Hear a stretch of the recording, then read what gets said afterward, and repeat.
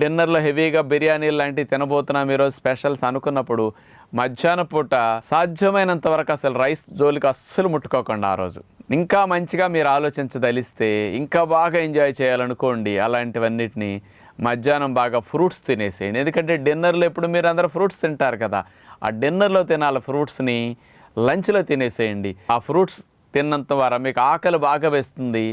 మంచి ఎంత డిమాండ్ ఉంటుందంటే శరీరం ఇంకెప్పుడు పెడతాడు అనిపిస్తుంది అనమాట. అలా కోరినప్పుడు మీరు ఎప్పుడు కూడా తినాలన్నమాట.